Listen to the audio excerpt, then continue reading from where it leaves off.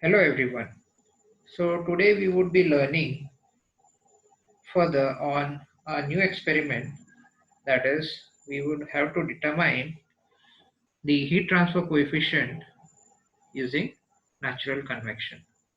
So the setup that I have shown in front of you, it's a little different than what we have in our college, but the working principle is the same. So over here you can see there's a brass tube, this part. Okay, this is a brass tube which is kept inside a duct. Okay, this rectangular duct, and there is acrylic or a glass shield in front of it so that you can see it through and through. And the reason it is kept vertical is because there are there are heaters in inside this brass tube, and when the heating and the bottom part is open over here and the top section is also open, so what happens as it gets heated up, so when something gets heated, its density changes and it becomes little light. So naturally the air over here, air at this section, will get sucked up because the air over here is at different density than this. Okay, so the air gets sucked up and it naturally flows through the brass tube. Okay, so as it gets heated, as it passes through this brass tube and it gets heated, the density also gets lighter and lighter, and finally it goes out of the tube. So this is how a continuous supply or mass flow rate of air is done inside the brass tube. Now there are few thermocouples, as you can see in the setup. These wires, okay, these are actually thermocouples. This one, this. So there are basically 7 thermocouples in total. Okay, so each thermocouple is uh, designated with a term like the first thermocouple might be designated with T1, second one would be T2, third one would be T3, and so on. So there are 7 thermocouples in total which are attached to its surface. Okay, it is attached to its surface, and there is one thermocouple which would be it would be floated outside somewhere in the duct so that it takes the ambient temperature reading, and we will designate it as TA. Okay, so as I have mentioned, this it's a brass tube, so definitely it has some diameter. So the diameter is basically 38 mm. Okay, and the length of the tube, the length the length is around 500 meter, or sorry, 500 mm. Okay, or half a meter. And the size of the duct, the duct is basically this section, the duct, the entire setup. So the duct size is 0.2 meter into 0.2 meter, and its length is 0.75 meters. Okay, so I hope it's clear till this section. Okay, so this is all about the setup. I forgot to mention, this is a temperature indicator, and over here you can see a regulator which, if you change, will give you different temperatures, which would be ranging from T1 to T7, not only T7, also T8. Okay, so it will, as you change the knob over here, it will give various temperature. Suppose this one is T1, T2, T3, T4, T5, T6, T7, T8. Okay, and its respective temperature would be displayed in this digital indicator. And there would be a dimmer stat. So thermostat is basically you can control the power or voltage and current. Okay. So voltage is displayed in one of the digital indicator and current is displayed over here. So from the voltage and basically you can change the power with using the thermostat and usually this setup is I mean the heater uh, basically the power is basically given to the heater, right?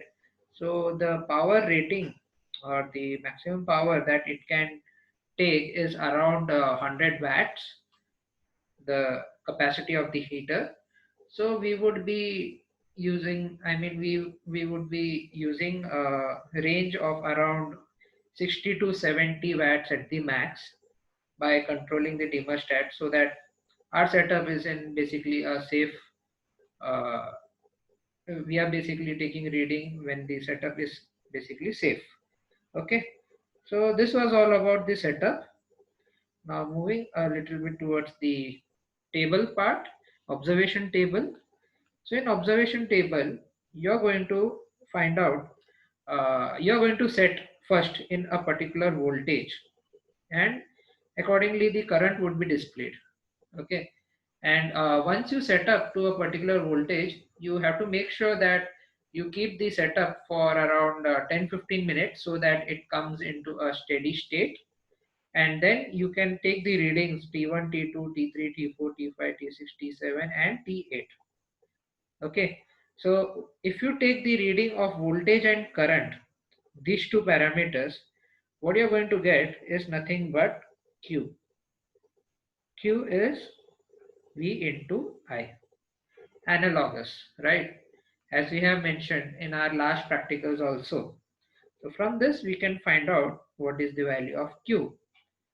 And all these temperatures ranging from T1 to T7, all these temperatures, what you can do is you can take an average temperature of all this, that is we'll call it as Ts, which would be T1 plus T2 plus T3 plus T4 plus T5 plus T6 plus T7 and this everything divided by 7. So this will give you an average temperature of the temperature distributed on the surface of the brass tube. Okay. T8, as I mentioned, it is nothing but the ambient temperature or we can also call it as TA. Okay. So T1 to T7, whatever TS that you get, you put up in over here and this Q is nothing but the Q that we have mentioned. Okay. So this is all about the observation part. Now the experiment, the aim of the experiment is basically we need to find out what is the heat transfer coefficient, that is H. All right. So there are basically two formulas or basically two approaches for calculating the value of H. So we'll discuss both of them. So the first approach is we know that Q with respect to convection is HA delta T, right? Q convection is HA delta T. So if you want to find out what is the value of H, so you put H on one side and put all the other terms on the other side. AS delta T. Okay, right? So over here we know the value of Q, right, which was V into I, voltage into current. We can find the value of AS by simple relation since it's a cylinder. So the surface area would be pi dl. The temperature difference is nothing but Ts minus Ta, right? And we know all the values from our previous table and from that we can determine the value of H. Okay, so from this we can determine the value of H. Now the second approach Okay, so this was the first approach. Now, for the second approach, there is a relation, okay, dimensionless relations, which is HL upon K is equals to 0.599 into Grashof number into Prandtl number raised to 0.25. Okay, I will explain all the terms, but just be with me. When it is in the range of 10 raised to 4, Grashof number, Prandtl number 10 raised to 9. So I'll just write down the second formula also, and I will start explaining. HL upon K is equals to 0.13 Grashof into Prandtl is to 1 upon 3. When it is at a range of 10 raised to 9, Grashof Prandtl 10 raised to 12. So over here, if the product of Grashof number and Prandtl number, that is this one, Grashof number and Prandtl number is between the range 10 raised to 4 and 10 raised to 9, then we are going to use this formula. And if the Grashof and Prandtl, the product of Grashof number and Prandtl number is in the range of 10, is in the range between 10 raised to 9 and 10 raised to 12, then we are going to use this second formula. Okay, so what is Grashof number? So I'll explain it over here. All these terms, Grashof number, Prandtl number, these all terms you are going to study in the fourth module of convection. Okay, but I'll just give an overview so that you understand this practical. Okay, so Grashof number is nothing but it is the ratio of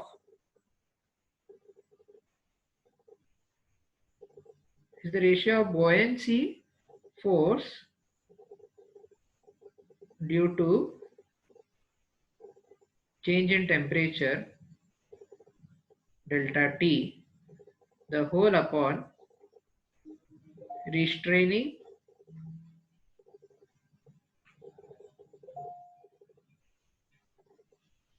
force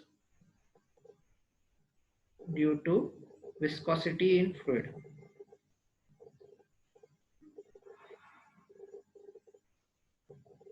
Okay, so it is basically a term, okay, Grashof number, and we can also find out Grashof number by a simple formula, which is Grashof number is equals to G, which is nothing but acceleration due to gravity, L Q, that is length of the tube, beta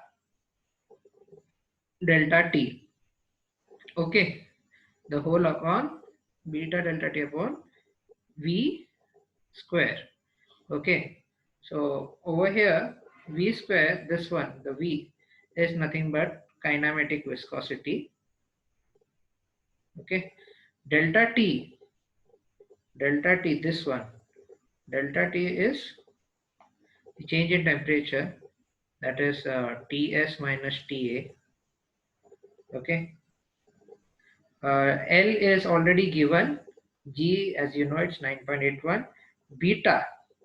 Beta is, you can find out by a relation 1 upon Tf plus 273. Okay, where Tf is nothing but the mean temperature of air. Okay, so, and that is again given by a relation Tf equals to T plus Ta upon 2, or Ts plus Ta upon 2. Okay, so from this you can get the value of Tf, and you substitute the value of Tf in this equation, you will get beta, and when you substitute the value of beta in this equation with other terms, you will get Grashof number. Okay, so this was Grashof number. The second part is Prandtl number, right? So Prandtl number, again, it is given by a simple relation Cp mu upon K, where Cp is, it's called dynamic viscosity. Okay, this all you have covered in your fluid mechanics also. It's dynamic viscosity. Cp is specific heat due to constant pressure, all right, and K is nothing but thermal conductivity. Okay, and what is Prandtl number basically? Prandtl number is nothing but the ratio of kinematic viscosity upon thermal diffusivity. What is thermal diffusivity? Thermal diffusivity is nothing but it's a measure of rate of heat transfer of a material. Okay, so basically how fast the heat is being transferred from the variation in temperature of, suppose there's a metal rod, one end is hot and another end is cool. Okay, so how fast does the heat is transferred from the hot end to the cold end? That is given by thermal diffusivity, or it is also known as alpha. Okay, so once you know what is the Grashof number and Prandtl number, once you know this, you have to multiply it and you have to see it comes in which range out of these two. For example, if suppose the product of Grashof and Prandtl comes around 10 raised to 7, okay, so it will come in first category, and for that we will use this formula. Okay, and when we will use this formula, we substitute all the values and we are going to find out the value of H from this. Okay, so this is one way to find out, sorry, this is the second method to find out the value of H, and you basically compare this H and the H that you got from the first case. Okay, and other way to, you know, if you don't want to find out the Prandtl number, Grashof number, so the other way is that table would be provided, so which is basically the properties of air at various temperature. So over here you can see the temperatures. So this temperatures is nothing but the TF, the value TF that you found out. Okay, the mean temperature of air. So whatever the temperature that you get, you just have to suppose it's 60. So accordingly, the density value, the Cp value, okay, the dynamic viscosity value, K value, Prandtl number, and this what do you say, kinematic viscosity number. These all are given. You just have to substitute in the formula, and you can find out the value of H. Okay. So this is all about the experiment. So if you have any doubt, you can put it in the comment section. Your doubts would be cleared. Okay. So thank you for listening to this experiment.